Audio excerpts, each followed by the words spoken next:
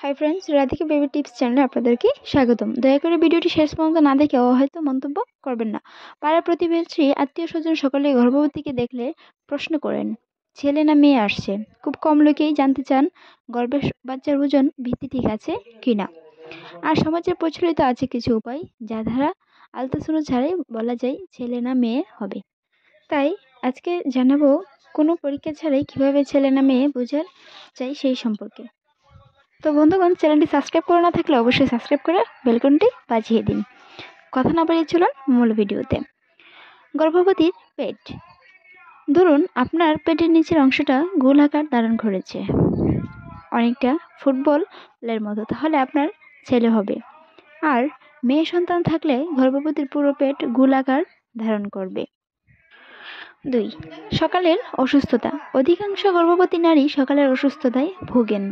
ঘুম থেকে উঠে মাথা ব্যথা, ঘোরা, বমিভাব, দুর্বলতা ইত্যাদি। এই সমস্যাগুলো যদি আপনার বেশি হয় তাহলে মেয়ে সন্তান হচ্ছে, আর এই সমস্যাগুলো কম হলে দেখা গেল ছেলে সন্তান হতে পারে। এবং 3. শিশুর হার্টবিট। সাধারণত 6 থেকে 8 সপ্তাহের মধ্যে সকল গর্ভস্থ শিশুর হার্টবিট শুরু হয়ে যায়। এছাড়াও গর্ভকালীন মাঝে মাঝে সময়ে আলট্রাসাউন্ড করলে ডাক্তার হয়তো আপনাকে শিশুর লিঙ্গ না বললেও কত হার্টবিট সেটা বলে দিবেন। আর হার্টবিট মিনিটে 140 বারের বেশি থাকলে মেয়ে হবে, আর 140 বারের কম ক্ষেত্রে ছেলে হওয়ার সম্ভাবনা রয়েছে। 4. খাবারের আসক্তি। গর্ভধারণের পর থেকে নারীর মুখের রুচির ব্যাপারে পরিবর্তন হয়।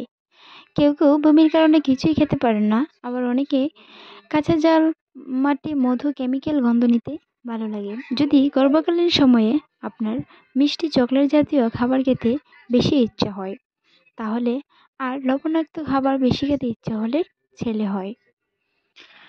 এবং 5. গর্ভকালীন সৌন্দর্য। মেয়েরা নাকি গর্ভকালীন মায়ের সৌন্দর্য চুরি করে, অর্থাৎ গর্ভাবস্থায় আপনার চেহারার ব্রণের তথা উজ্জ্বলতা সৌন্দর্য নষ্ট হলে মেয়ে হতে চলেছে ধরা হয়। আর গর্ভের সন্তান ছেলে হলে আপনার সৌন্দর্য আগের থেকেও বাড়বে। 6. গর্ভকালীন স্তনের আকৃতি।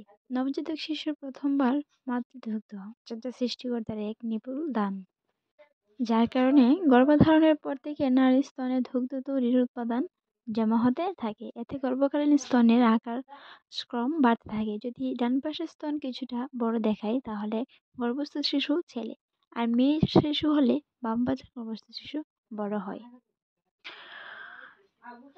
7. গর্ভবতীর ঘুমের স্টাইল। আগে হয়তো একজন নারী যে কোনো দিক ফিরে ঘুমাতে পারতেন, এতে সমস্যা হয় না, কিন্তু গর্ভধারণের মায়ের ঘুমানোর স্টাইলও পরিবর্তন সাধিত হয়। কিছুটা গর্ভবতী ডান পাশে ঘুমাতে স্বস্তি পান, কিছু গর্ভবতী বাম পাশে ঘুমাতে ভালোবাসেন। যদি আপনিও বাম পাশে ঘুমান বা আপনার স্বামী আপনাকে বাম পাশ ফিরে ঘুমাতে বেশি দেখেন তাহলে ছেলে সন্তান আসছে, আর ডান দিকে হলে মেয়ে হবে ধরা হয়। এগুলি ছিল আমাদের সমাজের প্রচলিত কিছু ধারণা। এই তথ্যগুলো এখনো অনেকেই বিশ্বাস করেন। এর কারণ হলো আমরা সঠিক তথ্য জানি না। ছেলে না মেয়ে বোঝার যে 7টি উপায় সম্পর্কে বললাম, সেগুলোর পিছনে বৈজ্ঞানিক ব্যাখ্যা আসছে।